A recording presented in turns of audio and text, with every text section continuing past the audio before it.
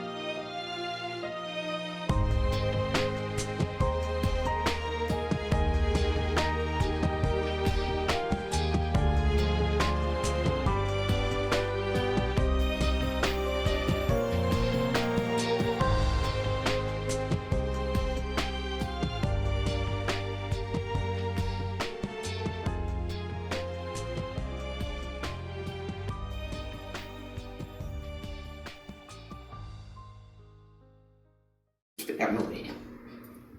Just like anybody else's family, we had our joys, we had our disagreements, but we knew that Veronica was ever present and that she loved my mother and she loved us kids. And I loved her back. And I was thinking about all the memories and all the stories and all the laughs throughout the last, at least for me, the last 55 years.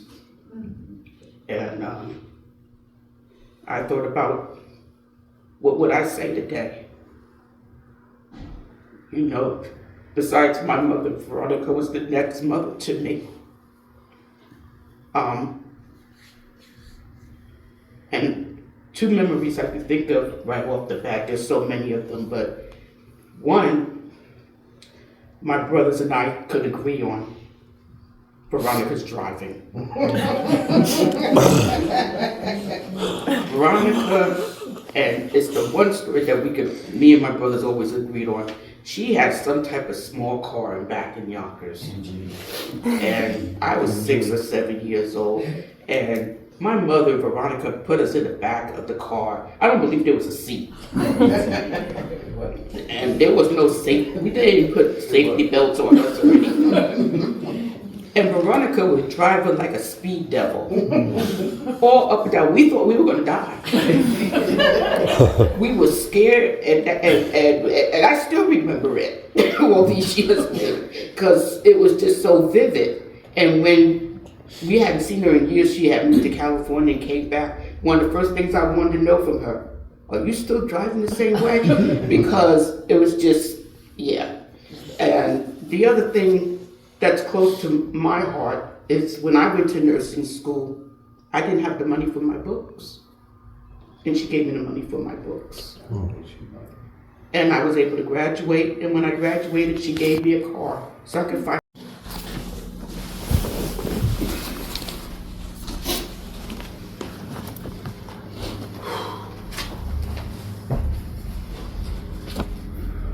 Good afternoon, everyone. I'm Ronaldo Keith Jennings. Veronica's a long-lost brother. I was going to write something. My wife said, you should write something down, and I thought about it. I said, no, I'm going to speak from the heart. So, Veronica and Paulette found me 4 years ago, March of 2021. And somehow I knew in my heart that I always felt them both. I felt our mother, Elizabeth Ann Smack, who passed away and transitioned in 1988, I was told. About a year before, about 6 months before Veronica and I found each other on Ancestry.com. I had told my wife I had Ancestry since like 2010. And I was discouraged. I said, I'm getting rid of my account, you know. I'm not gonna pay for it. She said, no, don't get rid of it. Just don't give up. Just have faith. You know, it's nothing you'll find. I said, you know, and I get discouraged. So, but my wife, Tammy, told me, no, don't do that. And lo and behold, about 6 months later, I get an email pop up on my Gmail account, right? Ancestry.com. Bagel username was Bagel Blue 12 or Bagel 12 Blue. And I'm like, okay, so I go upstairs on my computer and I check out, go to Ancestry, and it goes, hi, and it said, my name is Veronica, and I just want you to know that you and I have a very high DNA match on Ancestry, 27%. Yeah. So I said, wow. So she, you know, said who she was. And so I came down and told Tammy, I didn't answer, and I came down and told Tammy, my wife, she said, did you answer? I said, no, I'm kind of scared to. Like I said, you know, that's a high DNA. So I Googled DNA on Ancestry, and 27% is really a high match. Mm-hmm. You know, I mean, most of them you get back, you might be like just 3, 4, 5%. So anyway, so I was ready to go to bed that night. I said, let me go shut down my computer, but I'm gonna answer. I'm gonna go back to my Ancestry and answer the message. And I said, hi, my name is Ronaldo Keith Jennings. I was born in Bellevue Hospital, February 28, 1954. And I told him a little bit about my life and my kids, and I said, one thing that always stuck to me that was funny was my adopted mom, Lucille Margie Smith, God rest her soul. Her and her friends used to always laugh when they go tipsy. They would laugh, she would always call me Mel Smack. She can't, can you believe that fool's name was Mel Smack, you know, when I adopted him. Mm-hmm. And I thought, like, Mel Smack. And then I found Tammy said, no, male, like female, male, because when you were put up for adoption, they didn't know your first name, mm-hmm. but they called you female Williams or male Williams. Mm-hmm. So my name was M-A-L-E, Mel Smack. And I told her that, send it off, and then probably about 30 minutes later, we were still watching TV. I said, let me go back and check. Sure enough, she responded. She said, you might need to sit down on this one. She said, the Smack name, she said, I'm your sister Veronica. You have an older sister named Paulette, and your mother's name was Elizabeth Ann Smack. You're my brother. That was 4 years ago. I thank God for that time. Yes. And I even tell Paulette this, I told her, I've always felt in your heart. Mm-hmm. I've always felt in my heart. I just knew something was there. But my wife told me, don't get off Ancestry. If she wouldn't have said anything, I would have got off Ancestry and we'd never know to this day. But one thing, she gave me a nickname. Nobody's ever given me a nickname before. And she called me Baby Bubba. If I would never choose Bubba as a nickname. Not being a black man. Not Bubba. Maybe Jamal. But she called me Baby Bubba, you know. And when Paulette called me that day with the news, I lost my oldest son, and I'm gonna be honest, I lost my oldest son in 2019 to a very rare sickness he had. And I'm gonna be honest with you, this was way harder. This is way harder than losing my son. Because it was a lifetime of them searching and us wondering. Yes. And I had 4 years with her, and she found me. You know, she didn't give up. But in closing, I just want to say that this is hard. And I look out at my family. Last night I was sitting around the table with Christopher, who's my brother. With Silver, my sister Paulette, my niece Dylan, my niece Marlo. And I'm looking at them, I'm going like, you did this, Veronica. You brought us together. This is a blessing. So even though I'm sad and I'm heartbroken, as soon as I hit the door and walked in, I started crying because it finally hit me again. All I know, we are all truly blessed for knowing her. Yes. But I've known her for 4 years, and I thank God for that. Yes. And Brother Jimmy, I love you, man. I love you. Me and Jimmy jammed when I came out here 2 years ago. No jamming. You know, and she loved you, bro. She loved you beyond heaven and earth, man. I know she did. And I thank all you guys. I thank everybody that came here today, and to my family. Thank y'all for having me and accepting me and treating me with so much love. I truly do appreciate it. God bless Ronnie.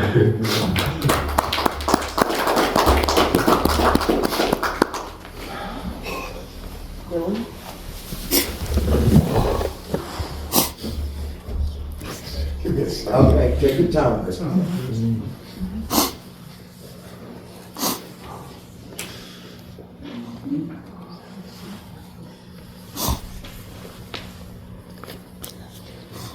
So, you know, Paul had asked me, did I want to speak? And I was like, yeah, absolutely.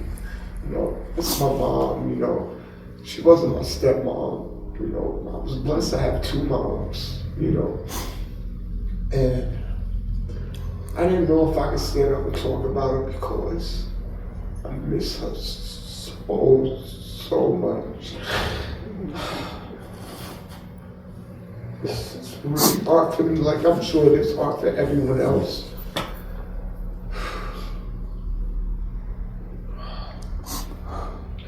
You know, when Marla had called me, I had just buried my brother-in-law the day before.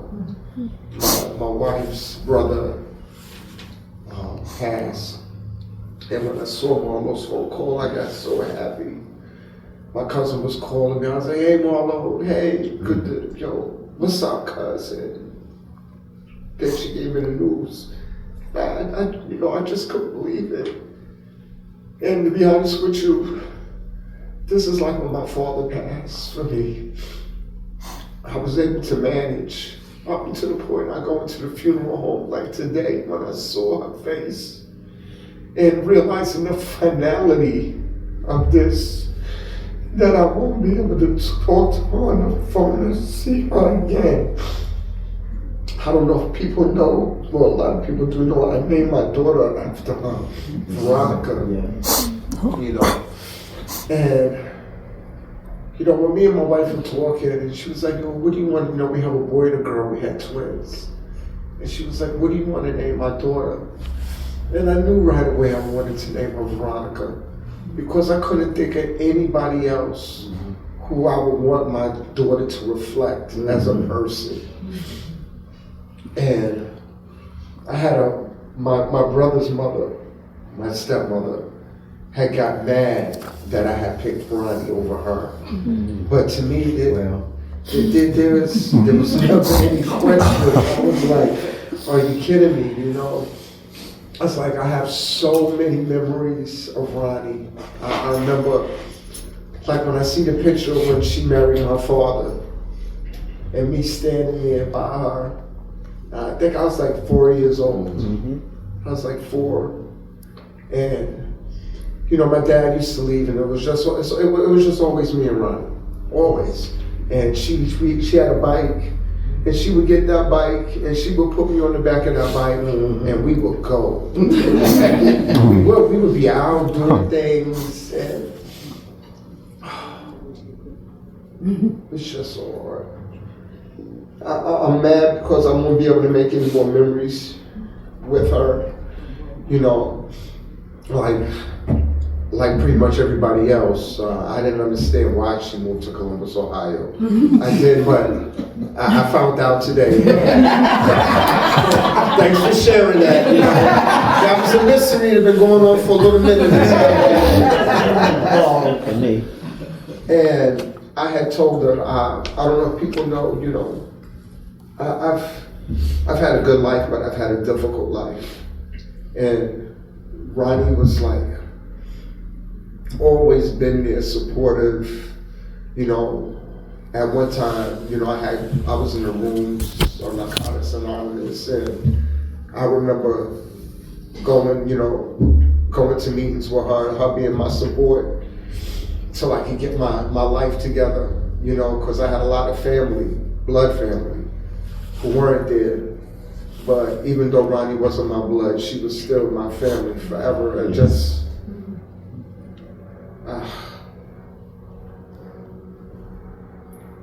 I had told her, you know, I own a state licensed dispensary. And I know financially things were tight. And I had told her, I was like, yo, just hold on. I was like, I'm coming. I said, this is about to pop off and I'm coming in. I'm going to be there and I'm going to change everything for you and Jimmy. I have plans for y'all. Y'all didn't know about it. She didn't know about it, but I have plans. And it just hurts so bad because right now, this is supposed to be a good time, a happy time for me with the success of my business and having the opportunity to be there for my family, for my mom, for Ronnie, for Jimmy. And I'm not going to get the opportunity to do that. You know, it's, I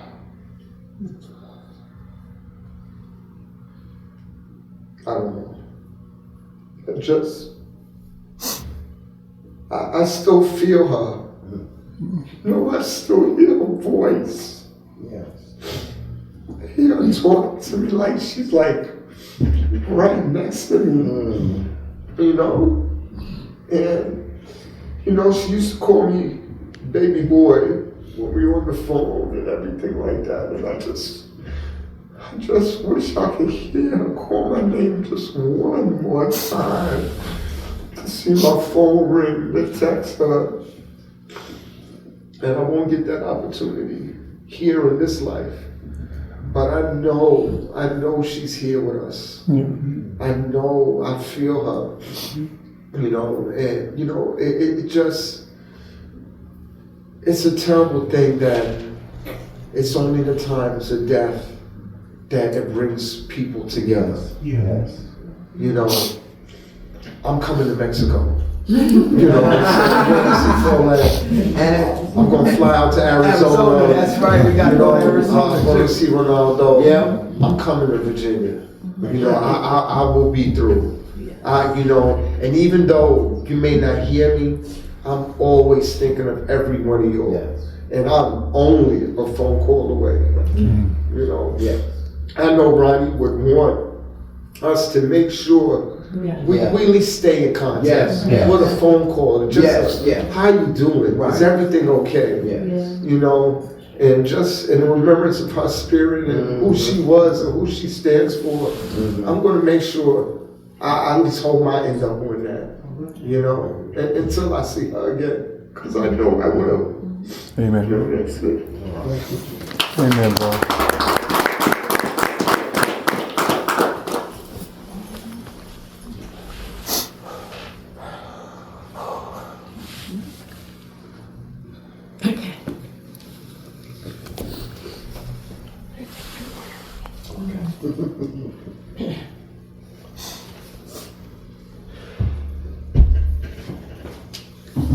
Okay.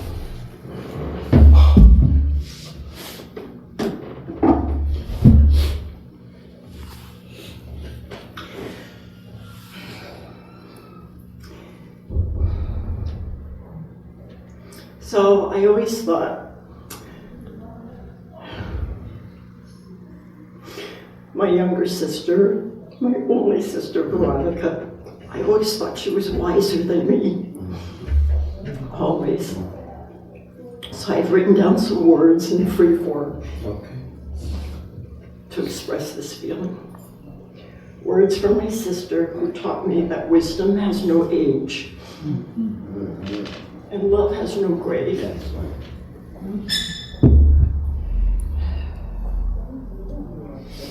My sister who carried the universe in her pocket. Back when I knelt to show you how loops become bows, your small hands already knew the weight of unraveling.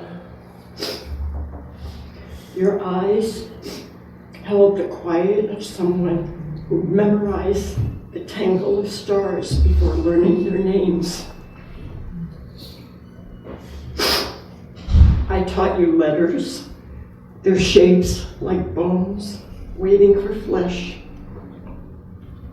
But you read them backwards, tracing the silences between words, the mystery in every once upon a time. You were the first to gaze beyond, to name the storm before it darkened our sill. When chaos split us like kindling, we kept rebuilding our shelter from the same fallen branches. Your wisdom was a river underground, nourishing roots I never saw. The sapling I thought I tended was already an oak. Our mother's voice splintering the air like porcelain dolls thrown downstairs. When her apologies wilted in her throat, while I counted cracks in the ceiling, you traced the braille of her silences, mouthed, "It's not her fault," before I knew how not to hold a grudge. Even her thorns you turned to roses. You handed her a garden while I still clutched the stones she left in my pockets. Years flowed like a river, smoothing stones. Your palms, once so small around my fingers, learned to hold entire worlds of struggle and love, charting stars from maps only your hands could read. Biology denied you daughters, sons, so you swaddled the universe instead. You mothered the morphine drip's slow sigh, the dementia patient who forgot her own face, the foster teen who called you Auntie as you bandaged her wrists. You mended fractures in strangers, tended the neighbor's chemo port. Your nursery was the ICU's fluorescent buzz, the hospice bed, where you cradled a man so like our absent fathers, you braided his IV tube into a lullaby.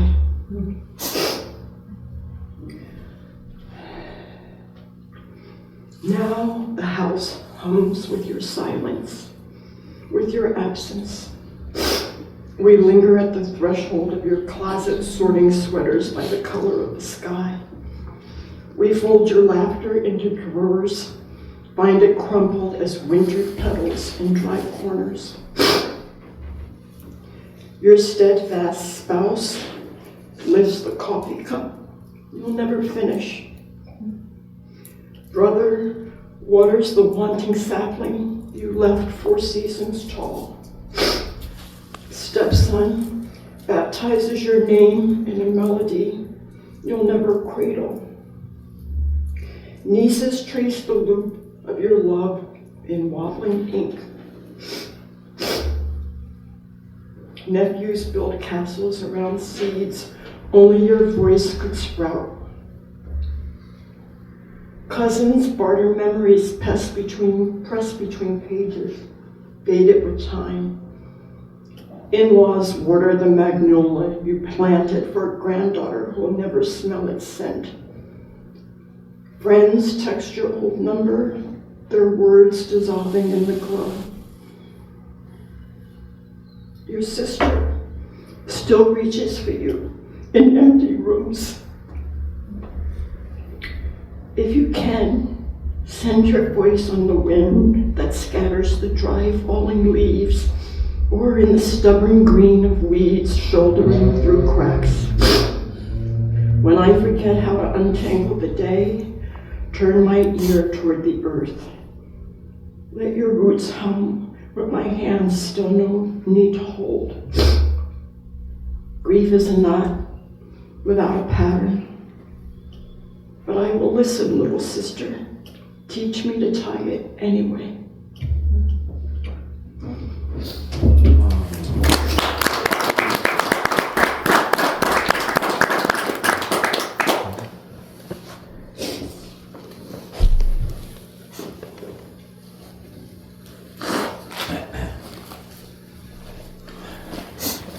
I wasn't going to say anything. I don't need a mic. I got a big mouth.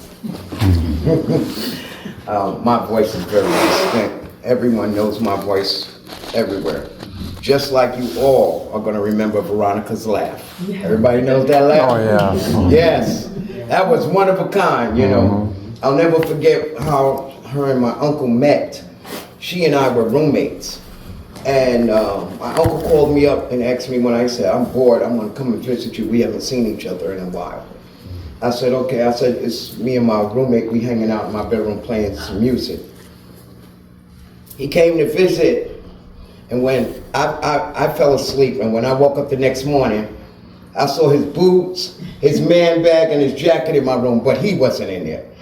And when I opened up my bedroom door, I could hear that laugh all the way down this long hallway we had. And our other roommates were not happy. They was like, that laugh has been going on all night. You know who's in there with us? I was like, nope. I sure don't. I did not want to tell them I was my uncle. But they've been together since 1987 to now. You know. I am going to miss her. What everyone said in this room is true about Veronica. She was a good person. She was a very educated person. She was a happy person. She can get on you. From me being younger than her, she would always be trying to correct me on something or whatever. She didn't like when you correct her though, you know. She didn't like that part, but she was a good aunt to have, a knowledgeable aunt, wise person. She was very funny. You know, and she could cook her behind off. And she would always say that she had no butt. So, and she spoke very highly about each and every one of you in this room. You all had a special part in her heart, you know. And for my uncle, I know he's gonna miss his booby. And I love them both, and I love all of you for coming out and speaking for her, okay? Thank you.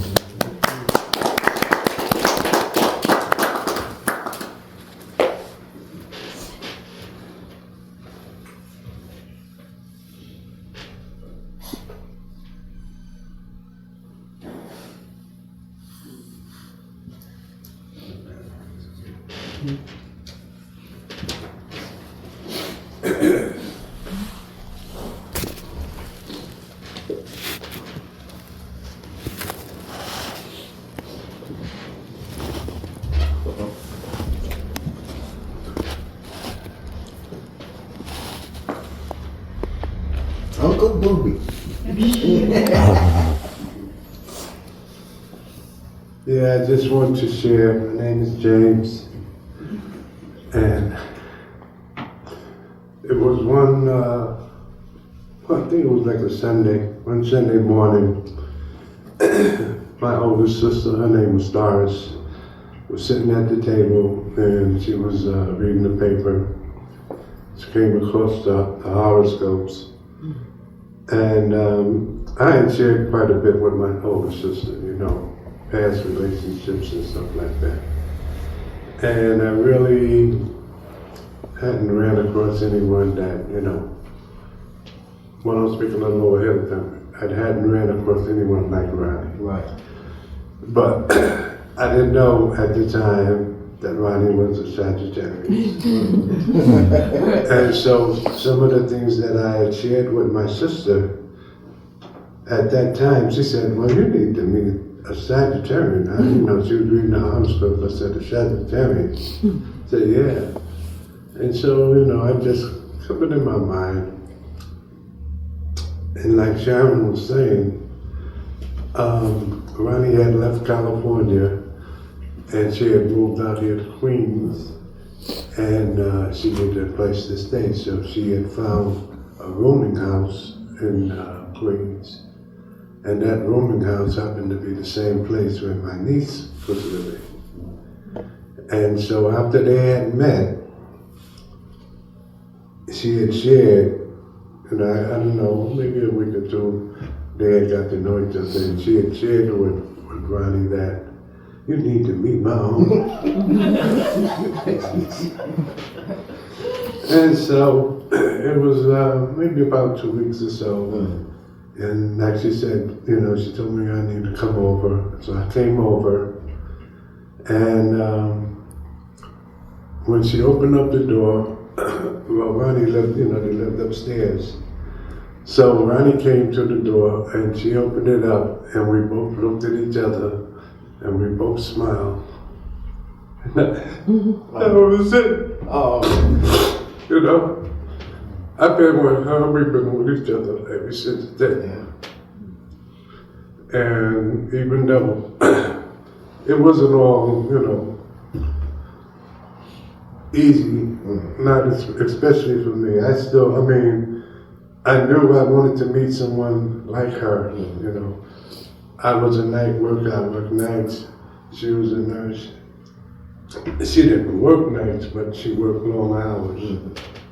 And so, it kind of worked out. But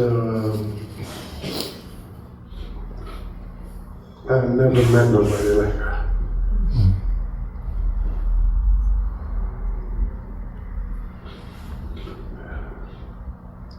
She was, it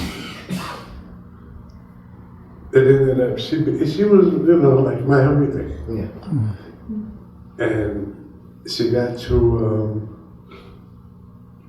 meet my family.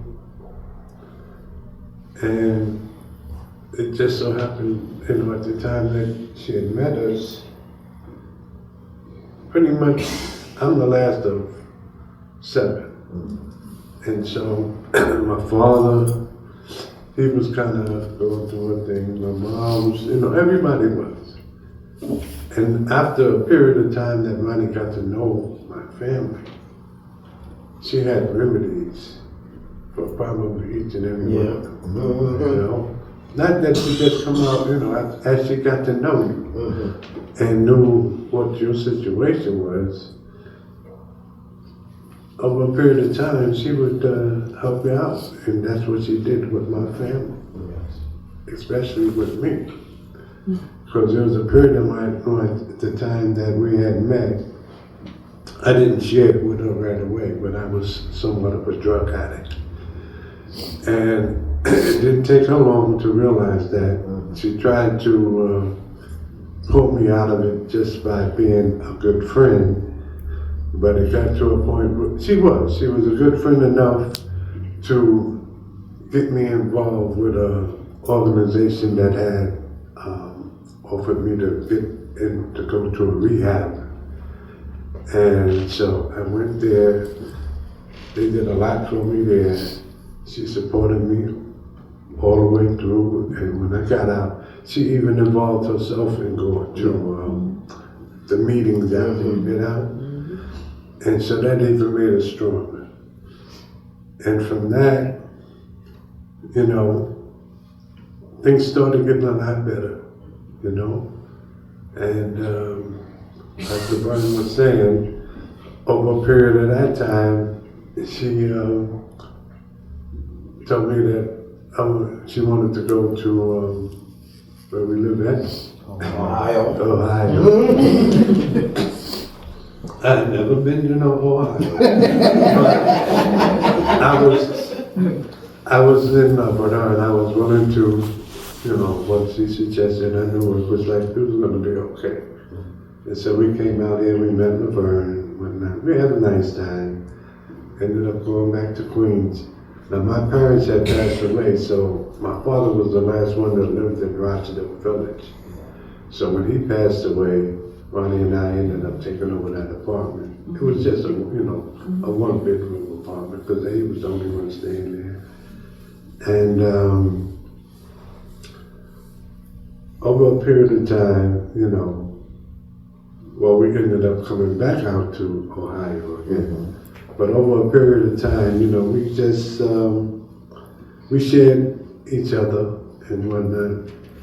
And so the second time she came out here, she decided, I don't know when, but she decided that she thought she wanted to move out here.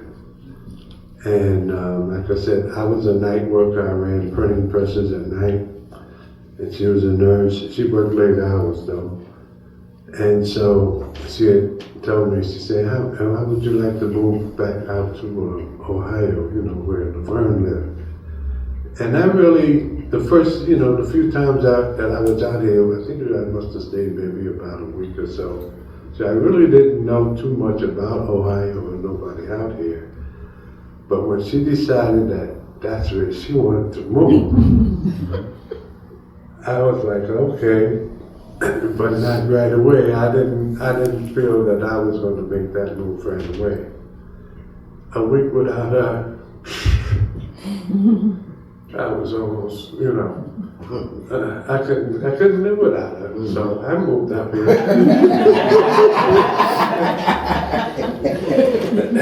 And it started out, it was pretty nice. We had a nice big house, man, we both was making pretty decent money at the time. And so we had that, a nice big house and whatnot. And it didn't take too long before we started realizing how we was kind of being ripped off, So she decided she was going to find somewhere else, which was, wasn't that far from the big house place, but it's where where we was living at before she passed. And we just, she was just that other part of me that I needed, And so we lived together for all of that time, man, for a long time.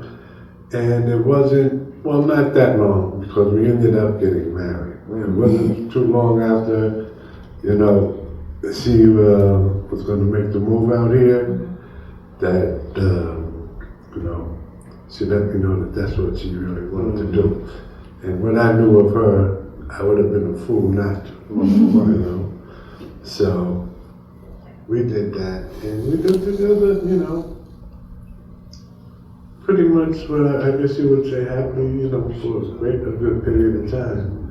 But during that time, there was things going on with her, and her being a nurse, she knew the doctors, she knew the right doctors, but she wasn't that eagerly one to want to share what was going on with her, I knew she had, there was certain things bothering her, but I also know that her being a nurse, she knew what to do, to get it straightened out, which she pretty much did. But I think there was something going on that she wasn't that willing to, share with me, let me know that. I mean, I knew she went to see doctors, got out, and for years, we were living together, and she seemed to be okay. But it wasn't long after we had moved out here that I went to have some dental work done. And while I was at the dentist, they took my blood pressure, and they asked me, Mr. Smith, are you okay? I said, yeah, I'm okay. You sure you're okay? They was about to call the ambulance because my blood pressure was like 200 and something, And so they did have me to go see a doctor, so I went to see the doctor, and the doctor told me I needed a brain aneurysm. And so they scheduled me for that. I had that done. And all the time Ronnie was right there. Yep. So, anyway, I had that done, and so we were still living in, out here. And there were some doctors I had to go see, which she knew about that, and So I was going to see the doctors, and this hand used to shake like this, after the operation. And it wasn't too long, the doctors that she knew about that she had me going to see, they were giving me medication and this and that. And I would say maybe about 6 or 7 months later, that's where it is. And so I really wasn't feeling nothing was really wrong with me, but they were telling me that I had a few other things that I need to check out. But the thing is, she was right there. She was like my doctor, Yeah. And she had some things going on with her too.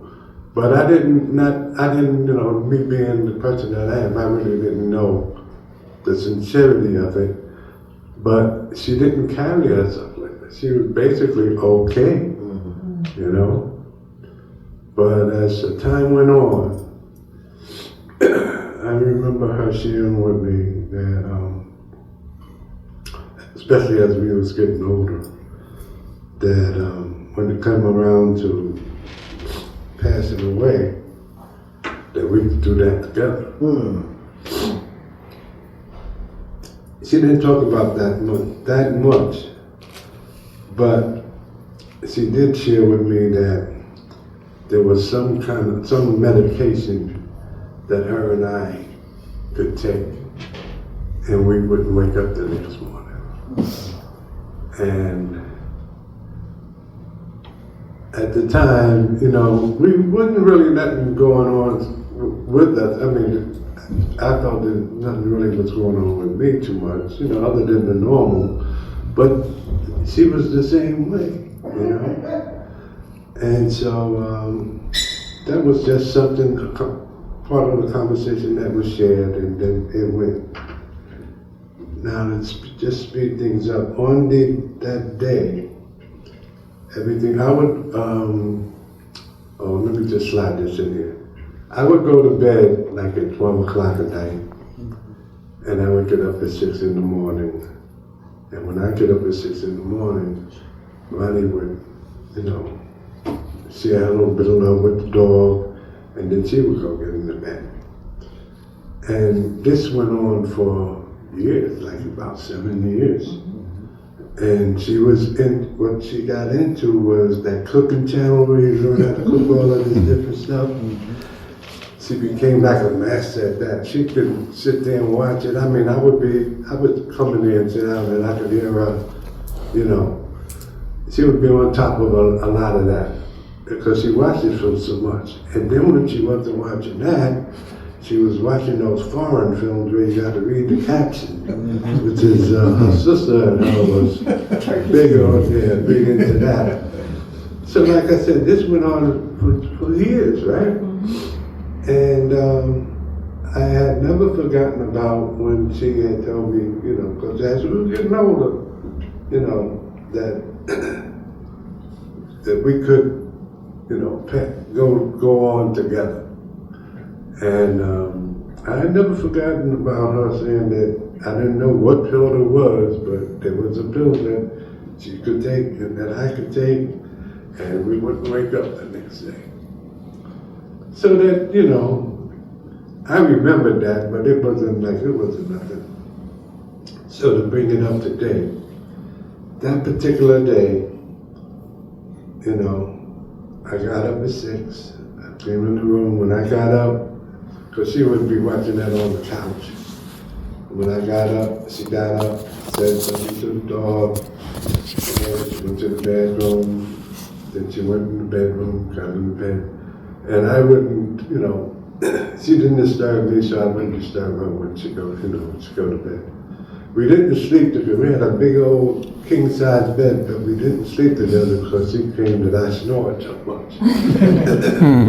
So, just to keep her happy, I was willing to, okay, go with that, that's why I come by, I would go to bed at 12, sleep until about 6. When I get up, she would go to bed.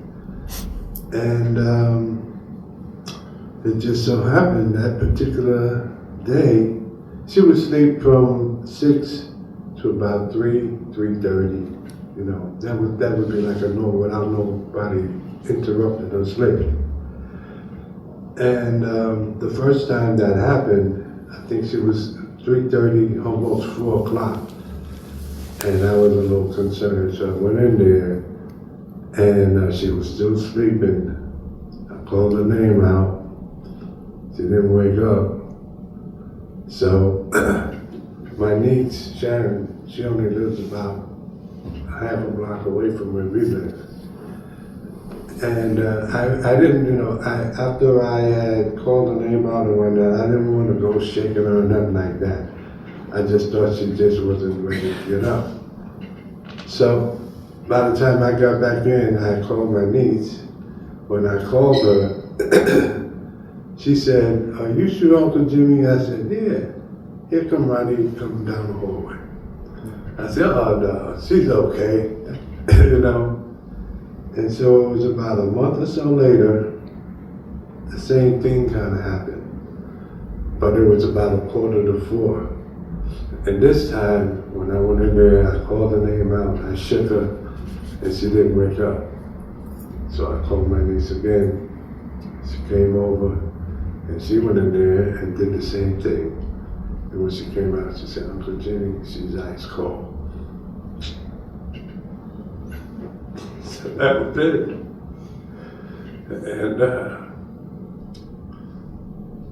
And sometimes I can't believe that it was like that, but that's the way it was, And I miss her. I'll always miss her. I learned a lot from her. And even though she ain't here, she's here. And I'll always remember her. Thank you for letting me share.